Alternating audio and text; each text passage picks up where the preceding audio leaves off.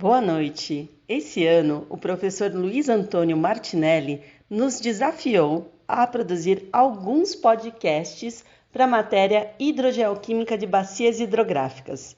O meu nome é Bartirelia e, junto com os meus colegas, vamos falar sobre o ciclo da água. Boa noite, eu sou José Armando Barbosa de Oliveira. Olá a todos os ouvintes, eu sou o Carlos Cipriano, de Gestão Ambiental. Para esse primeiro podcast, nós trouxemos dois convidados muito especiais e eu gostaria que vocês se apresentassem. Meu nome é Gustavo e eu tenho 8 anos. Meu nome é Marina, eu tenho 9 anos.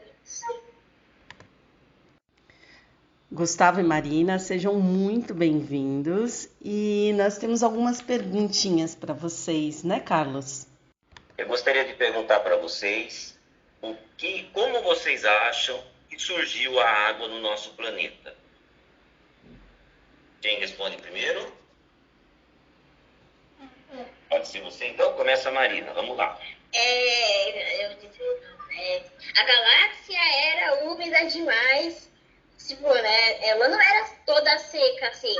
E daí, quando a Terra foi se formando, ela foi criando buracos, e daí, de tão úmido que era a galáxia, começou a se juntar a umidade, e daí nesses buracos a água formava água, até formar os mares e os lagos, e assim se formou a água.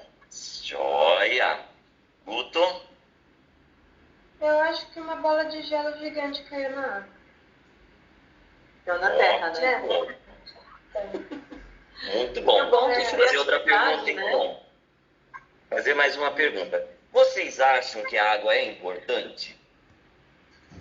Sim. Com certeza absoluta. Por que vocês acham? Porque se a água não existisse, eu acho que a gente não poderia viver. Porque se a água não existisse, o sol é quente, aí a gente ia se queimar. A gente precisa, porque nosso rim, ele não aguenta 3 dias sem água, né? Então a água ajuda a dar os boi pra carne, a regar as plantas. E, bom, se a água não existisse, a gente também não existia. Muito bem, muito obrigada pela participação de vocês. Agora eu queria fazer uma outra pergunta. Vocês sabem o que é o ciclo da água? Sim. O que significa o ciclo da água, hein, Marina? Você sabe? Eu sei. Você Não, que eu não tem sei. que responder, Sara. Já Eu estou achando que vocês não têm muita certeza sobre o que é o ciclo da água. Então o José vai falar um pouquinho para a gente. Basicamente, o ciclo da água se constitui da seguinte forma. Começa inicialmente pela evaporação, condensação e precipitação. Primeiro evapora dos lagos, oceanos, rios, condensa, a formação das nuvens, e conforme vai condensando, vai aumentando o peso, a densidade, e aí então ela precipita, que é a formação das chuvas, a precipitação. Além da evaporação, tem outro nome que precisa ser considerado, que é a evapotranspiração, que é a transpiração das plantas, do solo e de animais também, que contribui para a evapotranspiração, que é um item aí que faz parte do ciclo da água. Acho que deu para entender um pouquinho melhor, né, sobre o ciclo da água. O Carlos vai dar uma contribuição um pouco mais técnica, então aguenta aí, crianças, que talvez essa parte fique um pouco mais difícil para vocês, mas é muito importante para a gente complementar. Bom, o que provoca o ciclo da água é o fato de que ela é uma molécula que passa por 3 estados diferentes conforme a temperatura. Sendo assim, devido à quantidade de energia recebida pelo Sol, ela pode então mudar de estado e assim continuar o ciclo. Gostei da música, hein, Carlos? Deu até um clima aqui para o nosso podcast.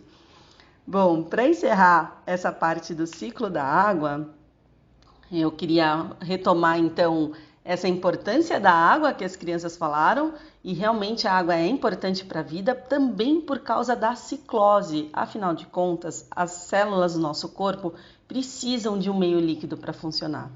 A água também vai controlar a nossa temperatura corporal. E para o planeta, a água é importante? Sim, né? Muito importante. Em sua forma líquida, a água vai intemperizar os minerais e também na sua forma gasosa vai controlar a temperatura do planeta, aumentando ou diminuindo a concentração do gás carbônico na atmosfera. Sobre essa questão da temperatura do planeta, né, seria o aquecimento global, o José vai falar um pouquinho melhor para a gente. A gente entendeu que o aquecimento global provoca o degelo e aumenta o nível dos oceanos. Além disso, tem interferência direta na questão das correntes marítimas, né, podendo alterar essas correntes marítimas aí e causar impactos ambientais de grandes proporções para o ser humano, né. Vai haver regiões onde havia temperaturas baixas, vai passar a ser altas, e outras regiões onde havia temperaturas altas poderão ter temperaturas baixas, alterando aí, né, o clima no planeta. Então, o aquecimento global foi um item de muita importância.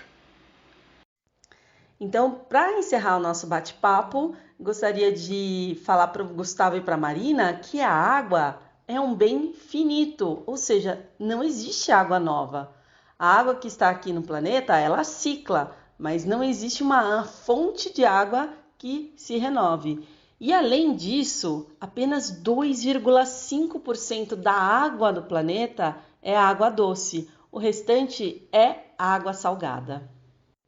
E ainda essa água doce está dividida mais ou menos assim, ó, em 68% estão lá nos glaciais, 30% é água subterrânea e só 1,30% é água superficial. Então, vai diminuindo a disponibilidade de água que a gente tem no nosso dia a dia. E ainda, desses 1,3%, né, de água que está na superfície, 73% mais ou menos está no formato de gelo ou de neve, 20% nos lagos e somente o restante está na atmosfera, nos rios.